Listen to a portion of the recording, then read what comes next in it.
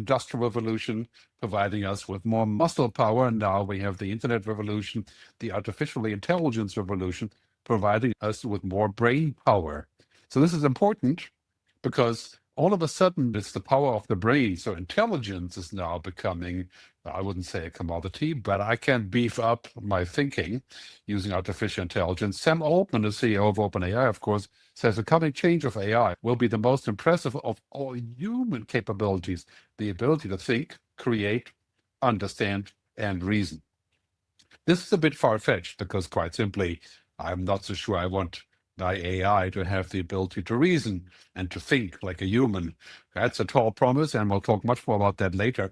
But when we talk about digital labor, this is, of course, a forward-looking statement. We're going to teach computers and machines and AI and humanoid robots to be like humans, to think and to reason and to create. So what is digital labor? This is, of course, a really, really big term these days when companies are discussing the way forward with artificial intelligence. It is really always facilitated by AI and refers to technologies that perform tasks previously done only by humans. So now the labor is not people labor, and the HR department isn't human resources, it's digital resources, it's AI resources, just like the internet is now switching from search to artificial intelligence to answers. This is a huge shift. I'm not sure for the positive, but we will discuss that later. Machines can essentially do what humans used to do, and these agents can mimic human decision-making and cognitive abilities. And of course, the big promise is that businesses can grow quicker and to extend the capacity, complete tasks faster. Salesforce is one of the leaders in this AI agenting business when we talk about digital labor being the new normal. So in the future, some bulletin boards in the Bay Area already were suggesting don't hire humans, hire AI. Big topic. So Digit News says digital labor is the autonomous cognitive capability of AI systems. Autonomous, that's the key word. So there's a bunch of stuff I'm going to go through here, and then it gets a little bit less like a seminar at the university. But I think this is important to go through this, so bear with me. So digital labor performs autonomous cognitive work, and it accelerates economic output. So we're able to go quicker to get the job done quicker. This is, of course, utterly tempting for many companies like banks, insurance companies, venture capital funds, mutual funds, and so on, to use AI to work quicker, to deliver more economic output. And of course, it's intangible. It's digital information. It's not physical. It's just basically about code, text, content, videos, all of those things that require digital creation or that allow digital creation. And the output of the digital labor, obviously not physical output yet, there are insights, decisions, forecasts, information, language, designs, forecasts and foresights. Yeah, that's a tough one for me because I am supposed to be the one with the foresight and the forecasts. And it's a very, very interesting scenario that's happening. I try it out every day. Sometimes I'm shocked, sometimes I'm delighted, sometimes I'm crying almost. It has unprecedented scalability. So once developed, it doesn't matter if one person is using it or 100,000 or 100 million. It matters for the computing power, of course. But otherwise, it's the same software that can also learn from other instances of the same software, basically spread around the network. It can be deployed to many users, and it learns from all use, like all deep learning and machine learning, to get better at the task at minimal additional cost, at no degradation. It's non-rivalrous. It's not like food. When I eat it, you can't have it. It's basically available to everyone, regardless of the amount of use. This is a very important distinction because non-rivalrous goods have a different economy. Number two of this chart, and you can read it yourself here on the web, it can learn autonomously and self-improve. So self-improvement, recursive improvement through use and data and feedback makes the engine learn faster, and digital labor can learn a lot faster than a person because a person only learns for himself or herself, rather than once you learn it as one person, it doesn't automatically spread to 1,000 people. It is still a learning process for all involved people. It can lead to compounding productivity gains. Of course, this is a tempting thing. Primarily, the idea of substituting humans with machines is all about compounding gains. and having larger returns. And I would forecast some companies looking at up to 50% of cuts, at least for hiring new people, and then maybe new people would also be hired, which we'll discuss a little bit later. Point number 7, it might also be subject to digital labor to sudden depreciation and obsolescence, meaning that it may all of a sudden no longer work because the data is outdated, or we have fragmented data, or we have algorithmic changes that all of a sudden make the system collapse. This is the typical kind of hallucination issues with large language models.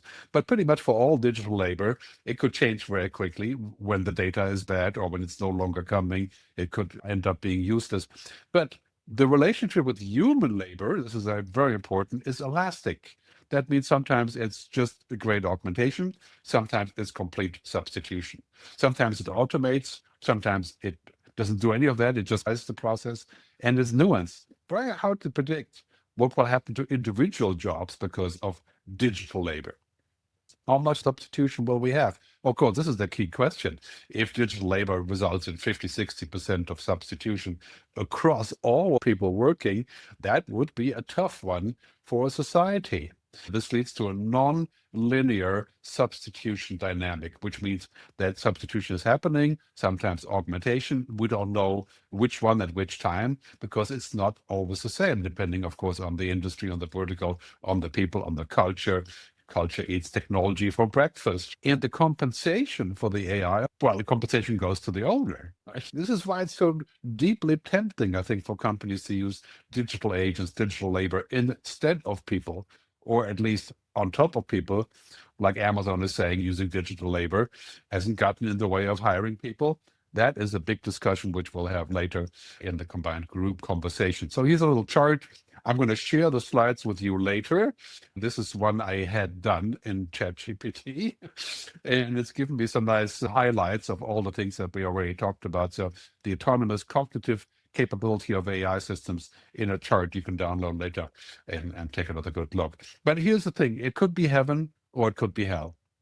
It could be heaven if indeed all these sort of economic paradigms can be accelerated. If humans do less grunt work, less commodity work, it could free us up for new work. It could create new working positions, new possibilities. It could completely squash white collar jobs as well as blue collar, of course, as it has been. It could lead to a lot of changes that are very hard to predict because it's such a multitude of angles and possibilities, and we'll have some numbers on that a little bit later. Unprecedented scalability, this is the hard thing. This is exponential, so that means in 1 year I can save 10%. The next year is not just 20, it's 50%. And it will gradually lead to an explosion of digital agents and digital labor. That depends very much on the cultural context. For example, in developing countries, these will be large investments that currently don't work, or not enough of the population is online to partake in this digital labor effect. So many things are happening here, but it's exponential, and it's much, much quicker than anything we could have ever imagined just before ChatGPT. So the key question here for us, of course, is will it replace or augment human work? Will it be an automation, a substitution, where basically means I don't have to do the work anymore, or I can't do the work anymore? Imagine a paralegal using artificial intelligence. And augmentation really is this concept that we've just cooked up last week with our design team here, the Futures Agency. So where I'm essentially being augmented, so I have magic hands or magic feet or magic thinking in a way, where I can be different than before and more powerful, a bit superhuman, but still very much myself. That would be augmentation. I think this is going to be 95% of all the interesting use cases. And currently the hype of AI, of course, is about automation. I think that's actually a very tall order, and it looks like this. When we think about automation, it looks like the AI and me, the person, the human, can create a digital human. So this will be digital labor instead of me. Once I've taught the AI how to do this, for example, mining, to go into a mine and get things out, and that can be automated just like many factory jobs, but also research, diligence, financial information, checking up on facts, scheduling, personal assistance, and all that stuff. Yes, yeah, maybe that person can be fully digital, in which case I know I'm no longer needed because I'm not a match for that speed and the tirelessness. And of course, machines won't be in unions and asking for a raise. So this automation could lead to this kind of useless humans syndrome, to where a lot of people would feel like, if the machine can do all of this, I'm just there as an augmentation rather than the other way around. So feeling useless or becoming useless, but also, of course, capable of upskilling. But the real question is, what will companies do when those machines become capable as humans? Will they distribute the benefit among the staff and the team, or will human resources become essentially intelligence resources? Big question. So this guy talks about Salesforce, Mark Benioff, announcing that they've already made lots and lots of customer support inquiries using AI, and 86% are now being resolved by an AI agent. They're probably pretty simple inquiries, I would suppose. And Klarna has done something very similar. This is the Nordic e-commerce bank site that allows people to have customer service chats with bots, and has boasted about that doing 80% of their workforce. So this is a very, very big topic, and I think this is scaling very quickly. And the key question is, what happens when we have more agentic AI? And I explain that in a second, but digital labor is largely based on the idea of AIs being like agents, autonomous, learning, recursive potentially, and creating a kind of a super intelligent network. So an artificial intelligent agent is a system or program that's autonomously performing tasks on behalf of a user or another system. So we have a system that can go out and do things without us having to hold its hand, like we do now with most of our ChatGPT interactions and search and so on. The next one are called agents. And agents is a generally overused term. And most people think that agents will essentially act as memory sources. So an agent can be understood as it's watching something, and when it sees it, it takes an action. It does that by knowing what to do based on what it's seen. The specs for how agents work are completely undefined in the industry. The dominant companies want to have their own agents, and they don't want the agents to interact because they want control for obvious reasons. Many people think that there will be an agent store. An agent store. This is, of course, Eric Schmidt, the former CEO of Google, now the CEO of his own company, Schmidt Futures. And Eric is a pretty smart guy. He talks about this a lot, and I think we need to pay attention. So if this happens, if we have a network of agents and an agent store, then this is our HR department, right? They are basically becoming the intelligence resource department. Microsoft is very big on this agent thing, and their main thing is the research report you should download from Microsoft about the future of work just a few weeks ago.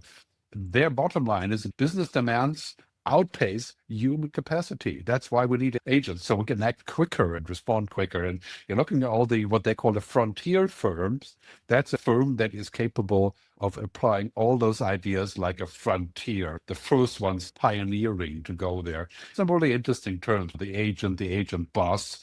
Microsoft says we'll all be bosses of agents, not people. And digital labor, of course, a frontier firm, the human agent ratio, all that stuff you can read in the report. So this is just kind of a heads up to take a look at this. And this is Mustafa Sulaiman from Microsoft, and he talks about agentic AI and how it can be used to create, for example, podcasts on demand. Hey, Copilot, for tomorrow's commute, can you put together a 15-minute podcast with some dinosaur facts that I can remember so I can show up like one of those cool uncles at the birthday party? You got it, Mustafa. I'll get that ready for you right away. Nice. Okay, let's have a listen. Morning. Welcome to your personal podcast about dinosaurs. Here are some cool facts for your nephew's birthday party. What about the name Velociraptor? You get the point. This is obviously a great demo. Whether that works in real life remains to be seen. A lot of these demos are progressively looking into the future as if it was working perfectly now. Many of these things are working, but I have to try it myself. So we have all the leaders of AI agenting from IBM, of course, all the way to Microsoft and Salesforce and OpenAI and Amazon, and this field is exploding. The question is, what does it do to human labor? And is it possible to do these things with digital agents that act autonomously? Satya talks about what we can do with AI and which way we're headed with agentic capabilities. Let me show you what we are excited about in the Gemini app. We call it agent mode. Say you want to find an apartment for you and 2 roommates in Austin. You've each got a budget of $1,200 a month. You want a washer dryer or at least a laundromat nearby. Normally, you'd have to spend a lot of time scrolling through endless listings. Using agent mode, the Gemini app goes to work behind the scenes. It finds listings from sites like Zillow that match your criteria and uses Project Mariner when needed to adjust very specific filters. If there's an apartment you want to check out, Gemini uses MCP to access the listings and even schedule a tour on your behalf. And it'll keep browsing for new listings. It's, of course, a key point, the MCP, the connection to real life, to websites and to real life action. Powerful stuff. Imagine if this kind of agent network is capable of doing this beyond things like travel, but for example, for supply chain or so. Then we end up in a place where we have to ask, okay, how does it know? And will it do the right thing? Is it mission critical? And can we rely on it? Is it trustworthy? Because again, it's an answering engine. It does things for us. We don't just browse it. So anyway, the key question is, as I keep saying, will human work still be needed? And what happens to us when we have this? How far is too far? You can see in this animation that we put together here is initially we have a group of people tapping into the AI cloud. Then we have one person having access to an even much larger cloud, and then another person in another place with their own cloud that we're tapping into, coming together and allowing us to become distributed intelligence. And then in the end, all these clouds are around us and we can tap on all these possibilities. And then one day, maybe the cloud is just a cloud and it does it by itself. And the question is, how far is too far? How far can we still control? How far will maintain our human control, keep the human in the loop? Is that even possible? Do we need it? Are we all going to be just having a good time, not really working anymore or working much, much, much less for the same money? And who makes sure that all happens fairly? Bill Gates has quite a shocking message on this one. So the era we've come to is the vision that computing was expensive and it basically became free. The era that we're just starting is that intelligence is rare, a great doctor, a great teacher. And with AI, over the next decade, that will become free, commonplace. Great medical advice, great tutoring. Will we still need humans? Not for most things. Shocking message. Computing was expensive and then became cheap, and now intelligence was expensive and now becomes cheap or free. And we may not need humans. That's what Bill Gates is saying. Of course, he didn't quite mean it like this, but taken out of context really here. He has a much larger vision on this, but this is a shocking message. We should consider what he says. And then, of course, we have our good friend Elon, who says many things. The longer the day goes on, the more tweets will come from him. And no comment on that, just pay attention to what he's saying here. I think we are seeing the most disruptive force in history here, where we have for the first time, we will have for the first time something that is smarter than the smartest human. And that, it's hard to say exactly what that moment is, but there will come a point where no job is needed. There come a point where no job is needed because of digital humans, digital labor. I'm not quite sure about that. I think this is just like the self-driving car. There will come a point where that works everywhere. Right now it's in San Francisco and Austin, Texas, a few other places. Lots and lots of conditions have to be met for that to work. But Amara's law, we underestimate what happens in the long run and overestimate what happens in the short run, or the other way around. But this is a big process here. And this Ilya Sutskever says something very similar at his recent speech at a university. Slowly but surely, or maybe not so slowly, AI will keep getting better. And the day will come when AI will do all the things that we can do. Not just some of them, but all of them. Anything that it can learn, all the things that we can do. Now that's 3 or 4 people that, that should know. This should give us thought. If this is happening and we have digital labor, how will our society deal with it? Is it going to be good for everyone or just for the top 2% that run those companies? Or what happens to our satisfaction from work? And even commodity work can be sometimes give us satisfaction. So I think Amara's law will also apply to technological unemployment. We underestimate overestimate the effect of technology and the unemployment that's related in the short run. We think it's happening now, but underestimate in the long run. This graph shows you that there's growth in work like health, scientific, technical, communications, hospitality, because it's more human-only work, and the other jobs are shrinking. But what if machines are actually very good at communications, at creating things, at hospitality, and humanoid robots come into the story there as well? In roughly 5 years, we have the smartest super brain in the world in a super body, so to speak. Another very big discussion. AGI as defined by OpenAI, right? High autonomy, high generality, high intelligence. So that means it can be applied to several things, not just one job, like playing chess or driving a car. It's autonomous, it learns from others, it learns from the network.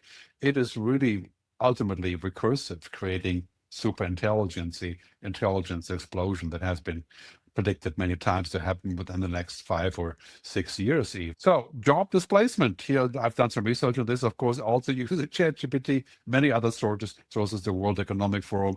And the World Economic Forum is talking about 92 million jobs made redundant by 2030. And talks about 800 million jobs at risk in the broader analysis of things. Disposable jobs, as it calls it. Global new jobs, 170 million. I'm not quite sure how that will happen. I don't really see that sort of number in this relationship, as they have pointed out here. US displaced jobs and the exposure rate, 60% of jobs in advanced economies, 26% in low-income economies. Those are just some data points. I think we have to take this quite seriously, even though, of course, there's no way of knowing which of those numbers will be correct or not. Except for one thing, we know for sure that the techno-optimists are everywhere and telling us that this will be all better for all of us. The leader of the bunch, of course, is Sam Altman and Mark Andreessen from the AZ Ventures. Powerful stuff, but also quite scary when you hear about it. This is a great video that is kind of techno-optimist, but I do like it because it has a sort of Salesforce funniness in it. If my mortgage lender used Agentforce, the powerful AI from Salesforce, a digital agent would have helped me pre-qualify before my dream house was sold. Wow. The buyer's lender used Agentforce. Who's the buyer? Hey, bro. Welcome to Casa de Wood. Oh, jeez. Morning, Mr. Pool's open next week. Bathing suit optional. Yeah, that's a good one. I quite like it. And, the CEO of Salesforce, Mark Benioff, he says in a recent piece that you should read on Time magazine, I think it was actually on the cover, how the rise of new digital workers will lead to an unlimited age, to an age of abundance. Peter Diamandis, great book, but I wonder if that's true. I think it will lead to an unlimited age under certain circumstances, and currently those aren't met. He says in the piece, you should read it, the shift to intelligent labor is already unlocking capacity across industries. It's no longer constrained by human availability, allowing business to scale. So if we're no longer constrained by human availability, what kind of society do we have? What kind of world do we have? Right? We have all seen access to specialized agents, for example, in education. And the Khan Academy is pushing this very heavily. But I wonder about that education that you're going to get from a bot to see if that actually moves the needle. So far, it hasn't. Right? Our personal agents could become our friends, our lovers. I'm not so sure that's the right direction. I think really what's happening is, as we look at this, that this will not work for most people because the economic logic that we're using today is one of profit and growth. Corporate profit or state profit in China is the number one objective. We grow financially, and that's a good thing, and that's what AI will do. But are we going to distribute the benefits of that? Is it going to be human flourishing, financial flourishing, prosperity for everyone? Our old paradigm will not actually allow that, I don't think, because we're going to use that benefit to be a benefit to the corporation, to the people owning the software, and of course the people owning the means of distribution, the capital. I think this is a very, very big challenge for us. How do we actually make that work? And we have techno-optimists, basically libertarians like Mark Andreessen and others, coming up with these manifestos about what will happen with humans. Every white-collar role every white collar role will have an AI co-pilot and then an AI agent. And he says, which I find pretty egregious, no material problem, including those caused by technology, cannot be solved with more technology. Now, that's a very strong belief in technology. I think there's lots of problems that can't be solved with technology because they're human, cultural, societal, spiritual, whatever problems. They're not mechanical problems. They're not problems, practical problems that we can solve with technology. We believe in the romance of technology, of industry, the romance. The eros of the train, the car, the electric light, the skyscraper, the microchip, the neural network, the rocket, the split atom. We believe in adventure, undertaking the hero's journey, rebelling against the status quo, mapping uncharted territory, conquering. Yeah, that's all very romantic, Mark, but is that going to happen for more than the top 2%? And I believe in adventure, I believe in technology, but I do want the technology to be human-friendly and not do away with us. So Joshua Bengio, of course, who is now the winner of the Nobel Prize, I think one of the three, with AI and the work that he has done, he provides a lot of warnings on this conversation. And he says the problem comes when safety and profit maximization are not aligned. When I need more profit, then it will be safely possible. That is certainly the case here with OpenAI, that profit maximization can yield corporate behavior that is at odds with the public interest. That's where we are with the digital economy. That's where we are with artificial intelligence and the leap towards AGI, the general intelligence. That is an important message. It will not work to just have the simple paradigm of profit and growth. We need to have a larger paradigm, people, planet, purpose, and recently I added peace and prosperity. The 5 Ps, the core Ps. Once we can figure that out, how to get that all ingrained in AI systems and in digital labor, as the old economic saying goes, show me the incentive, I will show you the outcome. If the incentive is profit and growth, this will be a disaster. So digital labor will not get us to a good place unless we can figure out how to have a better incentive, a larger incentive, the 5 Ps. So unfettered digital labor will basically amplify the existing problems and the harms of this sort of outdated 1P economy, the profit-driven economy. And again, I'm not talking about politics left or right here or socialism, capitalism. I'm talking about a logic of the future, a good logic or the bad logic. But if we can come up with a switch towards the 4 Ps, then it could be amazing, because then it means we could work less and get rid of this obsession with work and distribute the funds and lead to a Star Trek society, maybe, the universal basic income. But this is a political question. It's not a technological question. AI says it wants to be the king of this development, and OpenAI is an interesting example of companies who are a lot like the old Blade Runner company, the Tyrell Corporation, building the digital humans, the replicants. I remember that saying from the first Blade Runner, more human than human. That's our business. I think that's a scary thought that one company should be able to decide what that means. The difficult part now is that replacing humans is no longer a bug or a negative side effect. It's the design. It's a feature. Companies go out to replace humans. That is the promise, so that we can save billions of dollars in the process. This is, of course, taken from a recent tweet about OpenAI's 5-level AGI scale. When you look all the way at the top, AI that can perform the work of entire organizations of people. That's the goal. Is that a good goal to have? Is that the goal of digital labor? I think the goal of digital labor should be augmentation, cognification, efficiency, making us better, but it should not seek to replace us and to do away with the average American has fewer than 3 friends, 3 people they'd consider friends. And the average person has demand for meaningfully more. I think it's 15 friends or something. But the average person wants more connectivity than they have. There's a lot of questions that people ask, okay, is this going to replace in-person connections or so he's taken it even further and talking about how AI can become a friend because we don't have enough friends. These thoughts are striking me as very seriously deranged as far as the future of humanity is concerned. I'm going to have more AI friends because it's hard to have real friends. I don't need to make the effort of real friends. And I can just live in a place where I have all these fake friends. This is straight out of Black Mirror. Mark has probably watched those and taken a piece on the agenda. So aberrations everywhere when it's about digital labor. We need to reset this conversation and say, okay, how can it be a benefit for humans? How can it be creating flourishing? How can it go beyond the obvious? Now we have a company like Mechanize.work. Their goal is a startup to develop the virtual work environments to enable the full automation of the economy. Well, that's slightly ambitious, the full automation of life.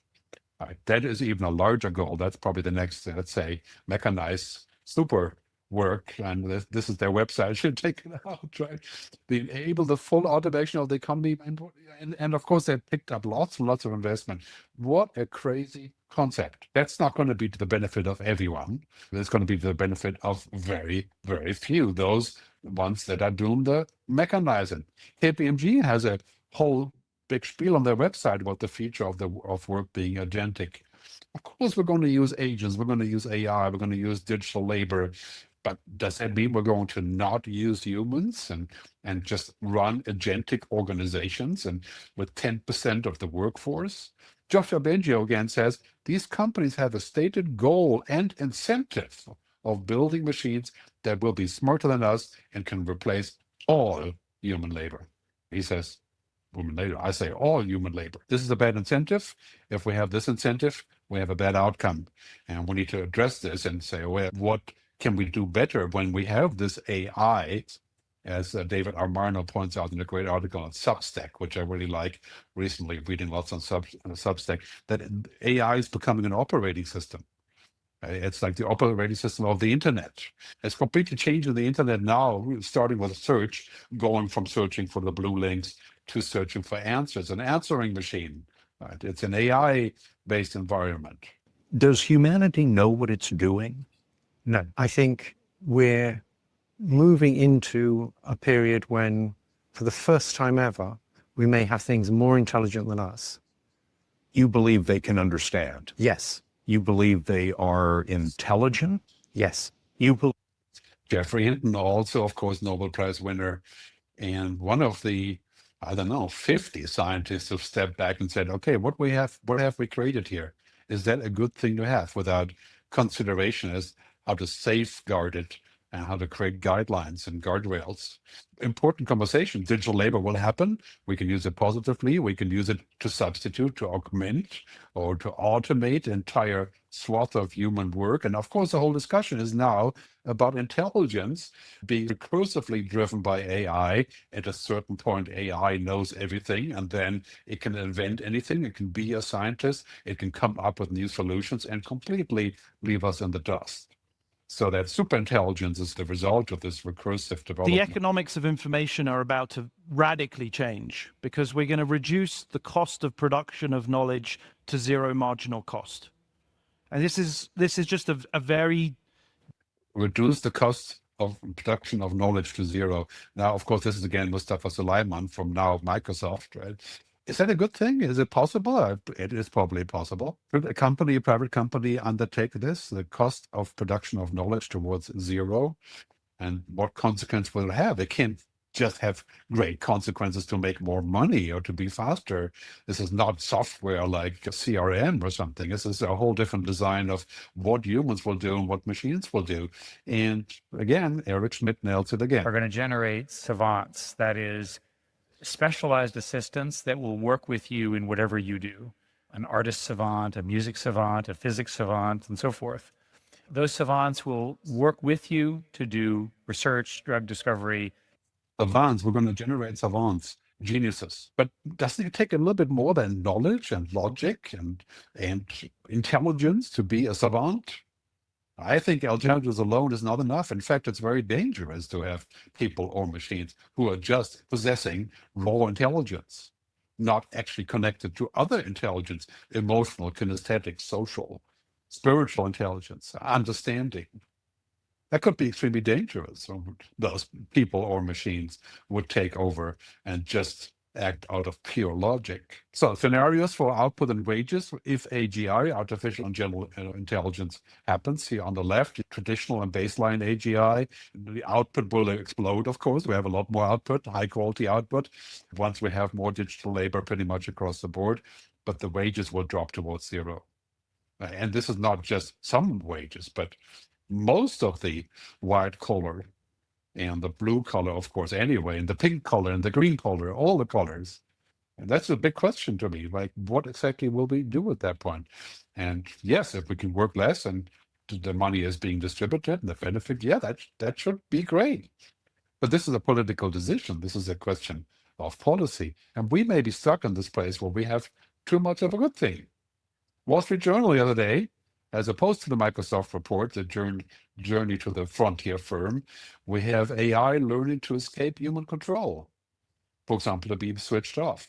This is a very, very plausible scenario. The smarter technology gets, it will figure that it can't fulfill the mission if it gets switched off or loses power. So it will overcome the limitations that we are naturally setting for. So again, recursive, beyond human control. Very interesting article. I think we should read. That's a really great graph here about how the AI is sending out a copy of it to look more harmless than it really is. So will this lead to a sort of an internet without humans, an internet of AI? Many people have said that in the future there'll be more bots on the internet doing stuff for us than we will, and it becomes a humanless internet. Again, I made this with AI, so it's perverse in many ways.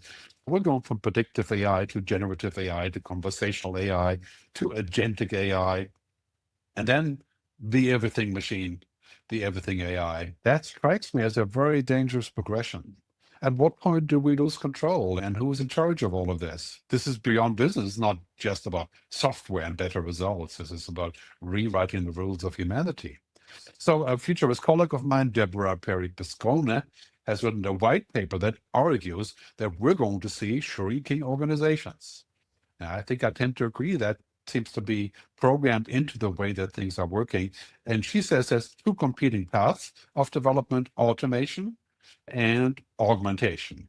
The current path towards automation has a white-collar bloodbath at the end of it. Deborah Perry-Piscione's white paper argues that artificial intelligence, AI, is driving a rapid and fundamental transformation of organizational structures, resulting in a shrinking organization phenomenon that is accelerating beyond the anticipation of most leaders. This transformation... Interesting point. This wasn't, of course, Deborah herself. This was the AI from AGen. I figure I will give you a taste of what it looks like. You can read that again later yourself on the PDF. But if the shrinking organization happens, then indeed we will have lots of useless humans, and we'll also have useless real life.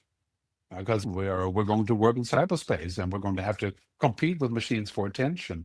And maybe ultimately the smart AI will treat us like pets. This is an interesting debate, because I'm much more hopeful that this can be done differently, but we have to again question, of course, the motive in the direction and the purpose and the tellers to see how that works. Once we have clearly defined where we are going, then we can define a better path. So what should we do today? Number one, Eric Schmidt again. When I look at this future, I want to be clear that the arrival of this intelligence, both at the AI level, the AGI, which is general intelligence, and then super intelligence, is the most important thing that's going to happen in about 500 years, maybe 1,000 years in human society. And it's happening in our lifetime. So don't screw it up. That's a key point. Let's not screw up what we do with AI. Let's think a little bit further before we roll it out. Let's not contemplate a Manhattan project for AI. We know how the old Manhattan, the previous one, Manhattan project, how that ended. Let's collaborate to figure out how we can create digital labor with the maximum benefit, not to the companies just offering it or facilitating it, but for population at large. Let's think about an international artificial intelligence agency that could be in charge of how we're going to safely roll out general intelligence, even if that's even still possible. Some people are saying 2030, we're way too late for that conversation. I'm going to discuss that with you later. I don't think that is true. I think really today we're seeing the emphasis on augmentation is to help us to do things better. And that's the way it should be. I think automation is overrated as a goal. And this idea is basically an idea of tech companies of Silicon Valley or of Chinese companies, is to automate everything. So we can make lots of money automating, but nobody has any money to buy anything. So We need to figure out who's in control of this process. And that's also a key argument, as my friend, the Gerd dog, will tell you. The world of data is not the real world. That's an important distinction. The world of data is a logic-based world. Any AI that you would ask to take into consideration any ephemeral facts like values, ethics, beliefs, that's not happening because it's not binary. It's not yes or no. It changes. So the world of AI is data. The real world exists outside of this, and we should keep it that way for now. We should not confuse amazing digital simulations with the real world.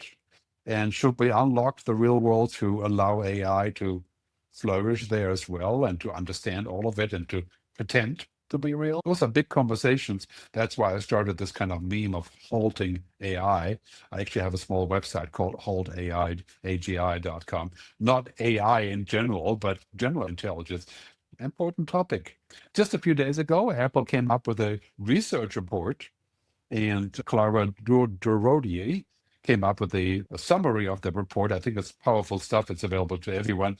And Apple has demonstrated that reasoning in current models is a little bit more than an illusion. That a lot of things aren't working, that it's not just the hallucinations, but fundamental limitations.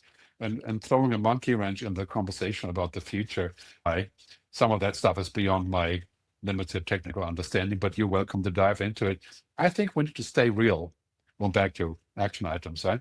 Stay real, ask questions, call the bullshit, and not get scared about big promises that will be as big as the self-driving car and Elon Musk yelling it out for the last 20 years or so, that next week we'll be all in self-driving cars.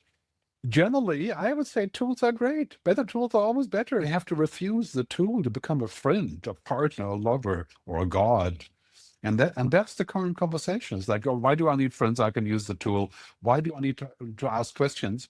Because I always get answers. If AI is an answering machine, then I lose my critical opinion, my insights, my understanding. I use my ability to think critical. This is very, very important that we shield ourselves from too much of this thing, and that we come up with solutions that allow us to use it, but not be used by it.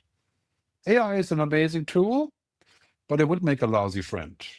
A friend that's a machine that doesn't care, that doesn't have a heart, that doesn't exist, that doesn't understand humans, that doesn't really care about what happens to anyone except for the logic of the system, would make a terrible master, pulling our strings.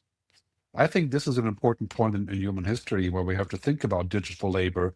And if that's going to be like the industrial labor, lots of benefits, lots of really bad side effects like climate change, we need to be a little bit wiser this time around, I think. We may need something like the human resistance. I'm starting a discussion about the human resistance network. The human resistance means we're going to put forth that human flourishing and human power is the most important thing. And of course, not just humans, but also the planet. And this is why I think it's going to be super important for us to consider what that means as we're going to this really bizarre place of dehumanization now that is attempted to be part of everything, where artificial intelligence guardrails are disrespected. And so will futurists still matter? Well, the AI dished up this really interesting slide and says the keynote speaker inspires with passion, vision, storytelling, connects emotionally. Yes, I figured that should be the case, while ChatGPT kind of does the obvious, explains trends, forecasts, does the logic. We have to focus on human-only work. That's our only chance to really do well in the future. Human-only work. Creativity, design, emotions, negotiation, consciousness, understanding, spirituality, the tacit knowledge. That's what we should teach our children rather than programming. Because, let's face it, AI is a power tool like a nail gun. It shoots nails. It's faster than a hammer. It's a better tool. Use the power tools, but protect yourself so you don't shoot yourself in the foot with 50 nails. Take care. I think this is ultimately the bottom line of artificial intelligence today. And then we should think larger. Maybe when we have AI and digital labor doing 70% of the work, maybe that's a good time to think about paying people to just do other things, to take a wider view. Huge political debate on this one. Currently, I don't believe that's going to work out for obvious reasons. Just looking west here, yeah, there is no wider view. There's no larger story. It's about power. It's about a one-piece society going back to what it used to be. That needs to change. Let's take a wider view and ask, can we have a society that's built on this enormous abundance? And can we pursue real life, not pursue fake life and end up very sad? You've seen the movie. So I want to thank you for your time. I know it's rather long, but now we're going to jump into the conversation. I'm going to bring in some special guests, and I'm going to look at your comments on YouTube and LinkedIn, and I look forward to talking to you. Remember one thing, the future is better than we think. All right. It's great to be with you. So, yeah, that was a long presentation. My favorite part was the one with the dog. I love the Gerd dog. It's just so cool, the AI guy. And he looks a lot more younger than I do these days. But anyway, I have some special guests here tonight. My good old friend, Anton Musgrave. He is from South Africa, from beautiful Cape Town. And we've worked together a lot in the past. And he runs a company called Future World in South Africa. And he's truly been around the block as a futurist. And we've had a little chat while we were streaming this. And one question came up about the 5 Ps: people, planet, purpose, peace, and prosperity. I've recently added the peace, and this is a big topic. So, Anton, what's your comment on that? Good, thank you, and hi everyone. Great to be with you in this hugely important conversation. It was interesting that Gerd added peace, and I immediately kind of noted that the opposite of peace, of course, is conflict. And as humans, we seem to be way better at creating conflict than at adjudicating or collaborating to resolve peace. So it's kind of important because when we think about the advent of AI labor, automated tech labor, etc., we tend to think, what are those human attributes, virtues, or features that we need to accelerate, that we need to augment and highlight for a reason for our existence? But we always tend to focus on the positive virtues or features and not always on the negative ones. And the question has to be, in a tech-led world, which eliminates friction in transactions and processes and the like, what is the opportunity for that world to eliminate friction between humans so that we can have a world of greater peace, that we don't need to rely on humans to resolve the peace? Because conflict seems to be an inherently human attribute or negative virtue in a sense. I think, Gerd, just to tag on to that, I think one of the big things that we need to also maybe talk about this afternoon is the words we use. Words take on this huge meaning in business, sometimes unexpectedly.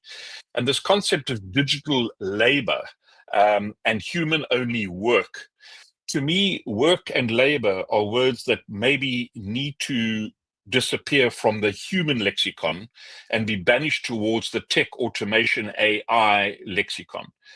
Because work and labor sort of have a ring to me of onerous negativity, sweat, low pay, unexciting, no stimulation or excitement. And maybe what we need to think of is, what is that new role for humans in a world where all that friction and all that boring labor is taken away? What do we call that valuable economic activity that humans contribute to society? And give that a new word. And maybe that'll open up our language and to help us think about our role as a species in a world of digitized, laborious processes, if you like. But I was intrigued by this paradox between the peace as aspiration and conflict that we seem to be so good at it, particularly at the moment. And of course, that conflict very often driven by things like ego and greed and selfishness and so forth. Yeah, very good point. Yeah. So first on the 5 Ps, I didn't use to use the 5th P, which is peace, because I believe that people, planet, purpose, and prosperity would create peace, right? Basically, because we have no peace when we have inequality, injustice, and the other differences in the polarization that we have now. We don't have peace in Los Angeles, not because the absence of war, but we have issues, right, that are clashing. So I think that really this sort of new economy, and people talk about this a lot, the old logic, which is, profit and growth, and the new logic, which isn't here, which is a more sort of holistic view of the world. That's clashing, especially in the millennials, the Gen Y, who are sitting down and saying, what the hell are you guys doing? It's like, if it's only going to be about that, we'll be dead in 2050. Okay, because it'll be climate change issues, and then the AI take over, and then it's game over. And that's, I think a lot of AI scientists are saying that if money drives these objectives, we'll make lots of money, but it'll be polarized in the same place, and it will not trickle down to everybody else. And that's kind of the reason why we won't have peace, right? So that's on the peace side. On the other side, with work, it's also quite clear to me, and I think this would be fantastic, if machines can do a majority of the routine work and the monkey work, the donkey work, the commodity work, right? Then yes, we'll have a lot more money, but we have to distribute it fairly, right? This is the problem. So if we have a future of work where we don't have to work very much, maybe 2 or 3 hours per day, as people in France have been saying for, I don't know, 100 years, right? And, we can have a world that is not centered on work, like, our lives were centered around work, and future lives will not be that centered on work. So that would be a good thing. I want to bring in a comment here from Dominic Umberto Schott, I'll just show it right here, who says the social systems are based on human labor, right? And basic income could be financed if we were to actually use the money, right? And I think this is the problem, just like climate change. It's not that we don't have the money. It's just going in the wrong places. And, we need to figure out how we can redo this kind of, as Al Gore said, sustainable capitalism. But one thing I've learned in the last couple of weeks, giving various talks, is 2 points. One is this kind of doomer or boomer scenario, right? So you're either for AI, in which case you're a boomer, or you're against it, in which case you're a doomer. It's utterly ridiculous. Because it's not that we are doomers or boomers. There's another path here, right? And the other thing is that the political part, it's no longer about left or right, socialist versus capitalist versus populist versus otherists, right? It's about only one thing. Is your politics and your policies, are they going to make a good future or not? That's the only question, right? And this is a hard change to make. We have to leave this behind, this idea of saying like an eco tax, for example, in the Canary Islands would be socialist, right? And these things are getting way out there, right? So we really have to think about making that shift towards new words and new definitions.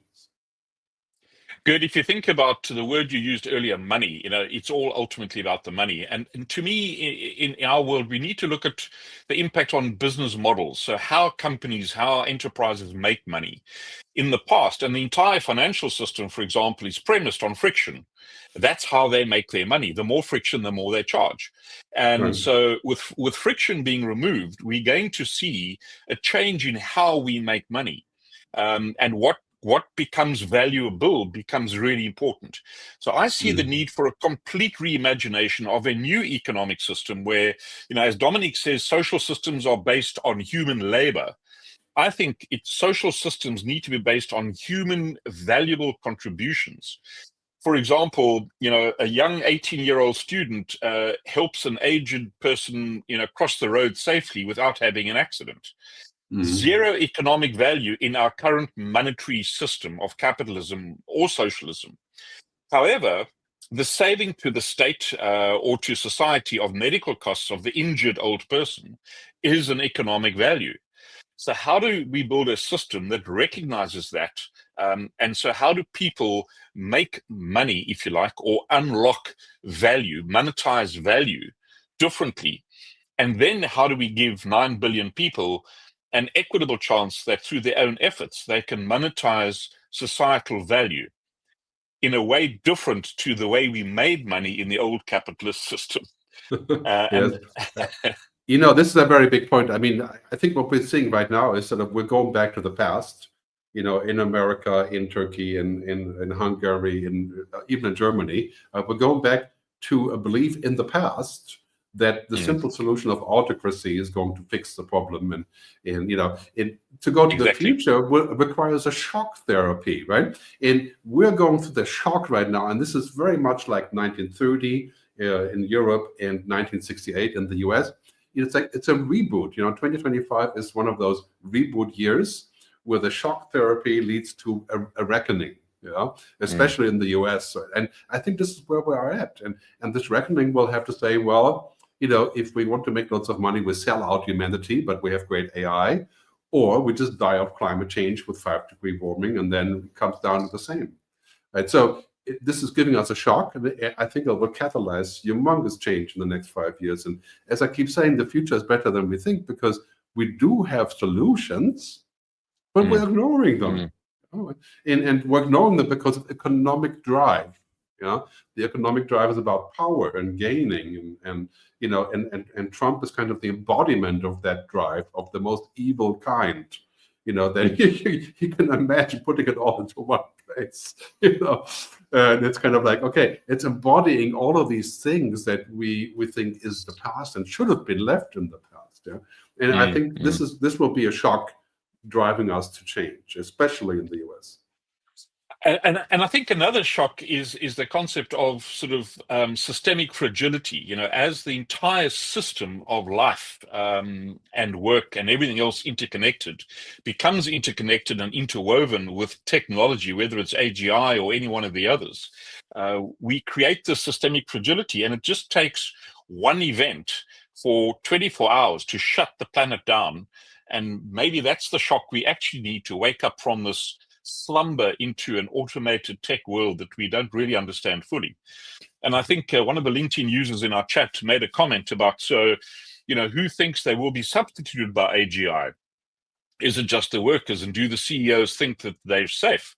Well, the bottom line is that 2 companies that I know of have already appointed an AI to be the CEO. And of course, if all the CEO does is set the budget and monitor activities, they will be automated out of a role, out of relevance. But what about sort of serendipitous creativity and questioning things that others haven't questioned? What are the new values of a CEO, or any human for that matter? And I think that's what we have to really sort of delve into is how do we do that? But what's really interesting, if you look at the more automation, the more tech, the more agents we have, agentic and all the others, the greater the need's going to be for face-to-face communication. Because one of the consequences of automated everything is, was Gerd dog real? Who's the real Gerd? The dog or the Gerd, right? So as long as Gerd is not a dog, I'm fine. But I think this is I was trying to get this point across in my presentation. I think augmentation and cognification and making things better is a good thing. I think we can all gain from that. Automation is first very hard, and there was just a question from this guy about if that's possible. I don't think it actually is as possible as it looks, kind of like the self-driving car. And automation is it's like the #1 topic, but the reality is just cognification and augmentation are probably 95% of the tasks for many companies and for organizations. And they're the low-hanging fruit. And we're looking at automation saying, oh, the automation of everything. Like this new company that just launched in San Francisco, of course, where else? Mechanized.work. And their headline is, we're going to mechanize all of human labor. And another company that just launched a bunch of bulletin boards in San Francisco that says, don't hire humans, hire the AI, right? It's like, okay, we've heard all of that stuff before, like, we'll all be in self-driving cars next week and so on and so on. And the lesson really is, in principle, that may eventually be possible, but first, it's much longer. And second, it makes no economic sense to automate humanity completely rather than automating routines, because the result is just demise and commodity thinking and sort of. So very, very big point here. I think, we need to make sure this is in control. Yeah. I mean, William, would you like to make your point that you talk about the new enterprise? And I think that the comment that ESG is starting to take hold despite all the opposition is absolutely correct. However, I'm going to be a bit controversial, perhaps. and say that ESG is a bit of a hoax in a sense as well, because to my way of thinking, it's not very different to triple bottom line and balanced scorecard reporting. It's just another acronym. And I think, yes, it does advance the ambition at the end of the day, but we need to take it an awful lot further than just another acronym. So how do we reimagine that democratic enterprise of the future where, again, I make the point, 9 billion humans have a reasonable hope that through their own effort, tomorrow will be better than today. And that's ultimately has to be the goal of humanity, because if humans don't become happier and more fulfilled as a species day by day, then, do we deserve to exist? In fact, if you ask an audience today, have humans covered ourselves in glory? There are many ways that one can say absolutely not, and our existence is perhaps therefore threatened. So Yeah, how do we... I think that's true. Only on one end, we have actually managed to collaborate in many instances, but it usually takes a very serious input for us to get there. So for example, we have worked on the ozone layer in the Montreal Agreement, and we've worked on genetic engineering and CRISPR-Cas9 and all these things. We have collaborated, right, in the past. And I think you're right. What's probably very likely to happen, I think, with AI, there will be a major incident in the next year or two. That will hopefully just cost money and not lives. But most likely it's a complete shutdown of the stock markets on the international global level, doing a huge amount of economic damage. That something like that will happen. And then we're going to say, well, do we really want to take the human out of the loop? Is it not better to just, I think, Amazon is a great example. Amazon is the master of automation, but last year hired 260,000 people.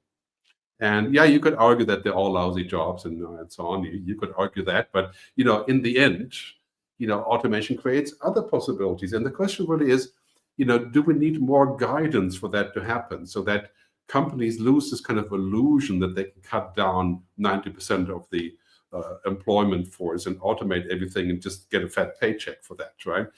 Which is a total and utter illusion, because when you do that, you become a machine, you become a commodity, you're worth nothing.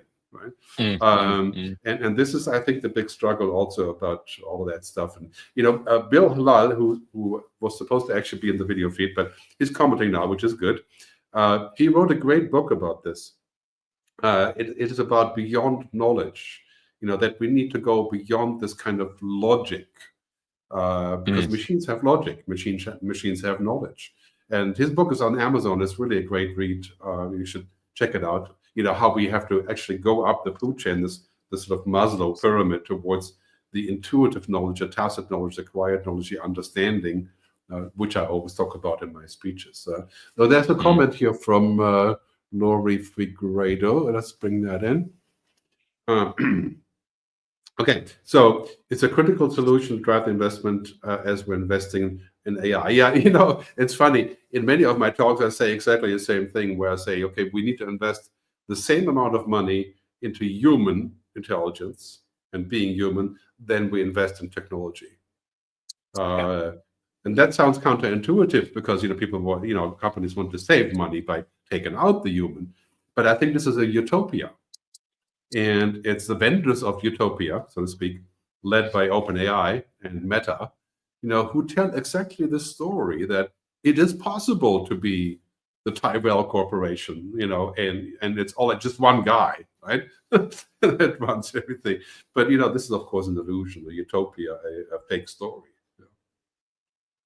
It's interesting that some companies, and Klarna is one of them, as you've mentioned to them already, Gerd, they tried the cutting back the humans, and of course their sales and profitability went down. So they're now adding humans back into the equation.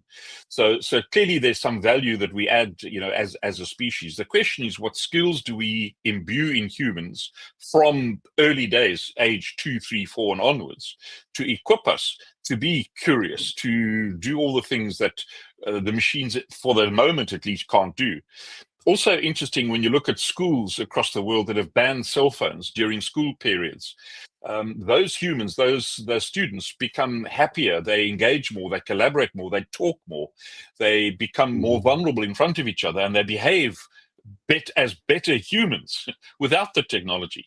And so again, it's this paradoxical thing. I think we need to give humans the skills to understand the tech and its capabilities, but then train them for different scenarios. I mean, systemic thinking, critical questioning, teaching students the ability. I mean, there's a seminar by Bank tomorrow afternoon that actually teaches people to spot artificiality in call center communication, for example, because it's becoming so difficult to distinguish between the artificial and the real. And so how do we become more real, more valuable humans is a skill we need to think about throughout the entire education system in the world. So we not only, as they do in China now, teach them about AI, what are the other things we need to do? I think we're looking at a fundamental rift in the industry now, in the tech industry. We have companies who want to remain human, who want to contribute to human flourishing, and then we have other ones that want to do away really and build digital humans, right? Like Samsung Neon.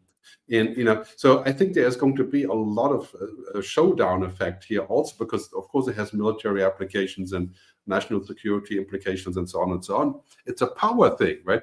If we're going to have an AI Manhattan Project, then I think we can just ring the bells and fly off to New Zealand, because we know where the Manhattan Project ended, and it wasn't good. So I think that I work with so many tech companies, including SAP, Microsoft, and many other ones for their events, and I think this is the key question: what is your ultimate objective?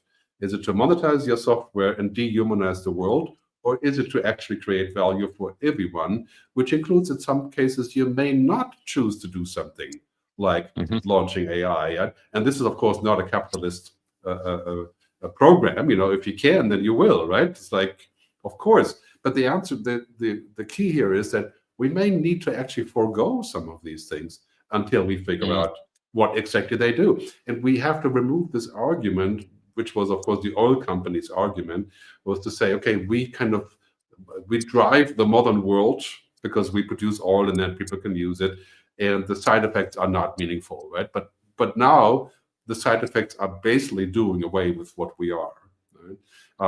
And that is not going to be a good thing, no matter how you look at it. Good. I love technology, and I'm a tech optimist as well. As I see one of our commentators, he's a tech optimist, and I join him in that club.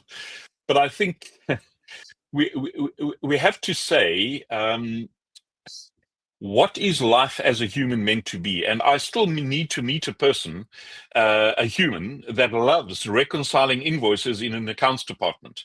To think that is the ultimate ambition of a species that developed from an algae over millions of years to the level of sophistication of the human today, that cannot be the ultimate ambition. So how do we identify activity which is best done by our species that is valuable to all of us in the community? And how do we monetize life to create shelter, to feed our families, etc., to cater for ambition, to cater for growth and wealth, but wealth not only in the balance sheet sense.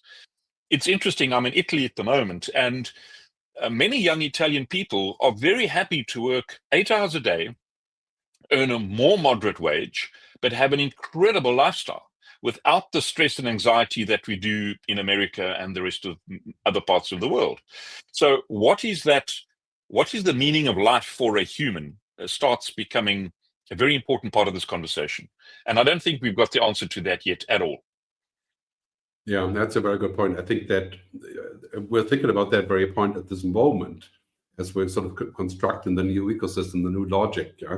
And I think this is why I keep saying, I think politics has to be left behind as something that is kind of frozen in these old metaphors. Are you for it? Are you against it? Or what exactly are you all about? And I think new politicians will only think of the good future or the bad future.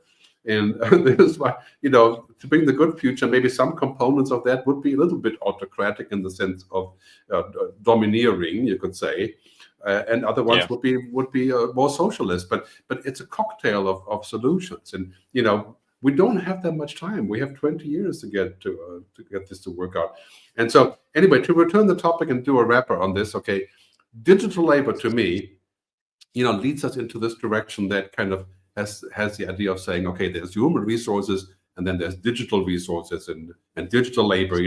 This is of course a very artificial division, and it's the illusion of digital labor being free or unlocking huge resources that don't need people. And I would encourage companies talking about this, the likes of IBM, Microsoft, and others, to make sure that we keep people in there. Oh, we got a new guest. Okay, good.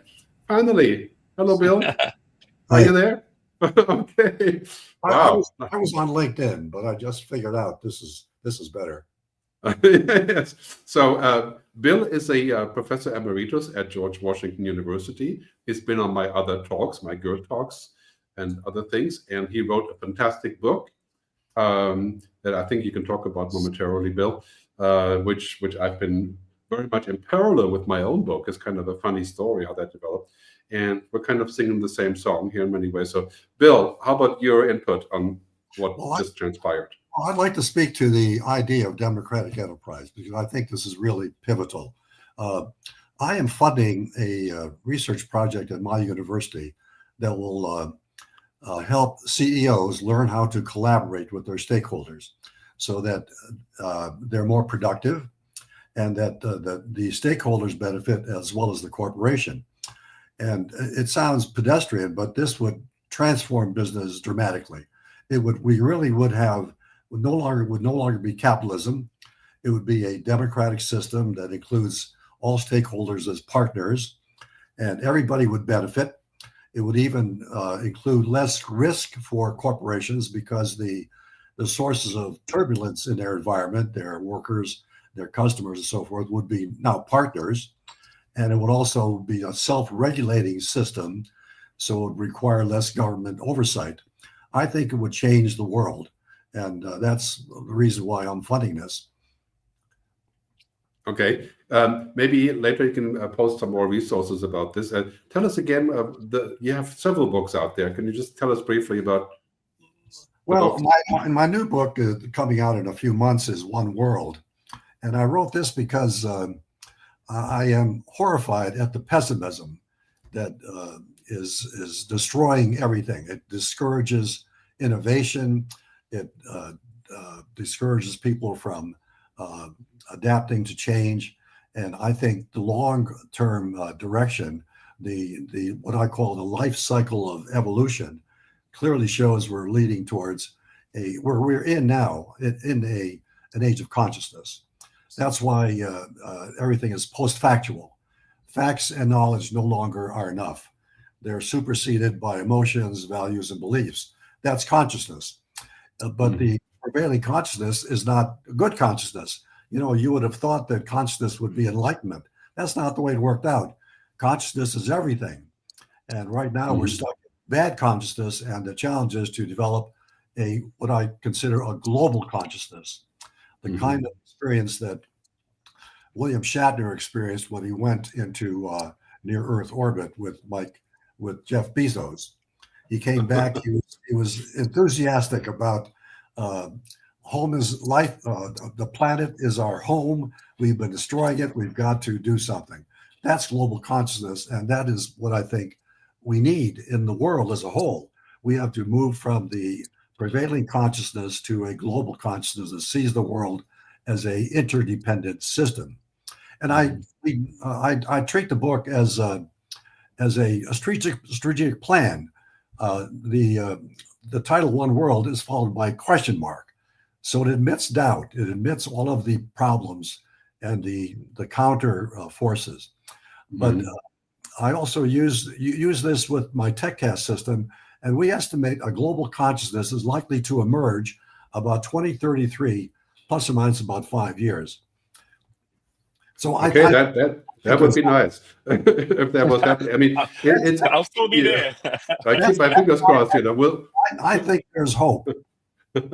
Yeah, I mean, it's again, it's funny how much we do overlap in what we're talking about. The other day I was at a gig and I said, basically, we have to remind ourselves that intelligence is not the same as consciousness. Exactly. And intelligence alone is not enough. In fact, it could be detrimental, right?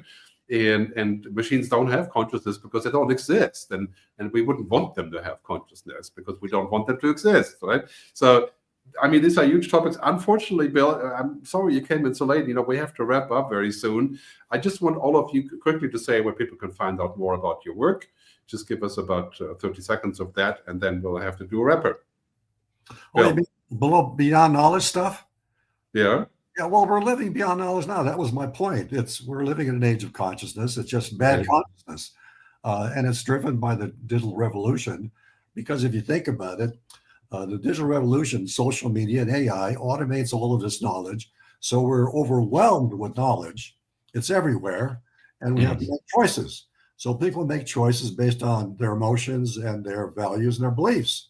And so we're stuck in a world of consciousness that we can't control. The prevailing belief among Trump and his followers are facts be damned, I believe what I want. That's where we are. And yeah, it's a sad time for that. That's for sure. Somehow we have to change the narrative globally using the media, and that's what you're doing now with your podcasts and things, Gerd. Yeah, I sure hope I can change global consciousness. That will be a good mission for the week. So we've actually done quite a bit of work on these topics. You can go to our show that I did with Anton and also with Bill called Gerd Talks. It's gerdtalks.com. And we did a whole bunch of that stuff last year, and it's still online here on YouTube and stuff. So Anton, real quick, where can people find out more about your work? So I'm at futureworld.org, one word, futureworld.org. It's a global business, and happy to engage around these and many other futuristic thoughts about how we can be better humans in a better planet for everyone. All right. Well, thanks very much. And thanks very much for the millions of people watching this stream and for being there. We have a goodbye trailer.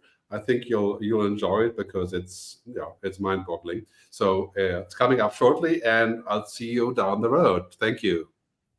Mind-boggling, quite mind-boggling. Mind-boggling, a mind-boggling experience. Mind-boggling how that has changed. Mind-boggling achievements in a mind-boggling pace. Mind-boggling changes. Mind-boggling how quickly that can happen. Mind-boggling change. Mind-boggling how. Mind-boggling statistic. It's pretty mind-boggling change.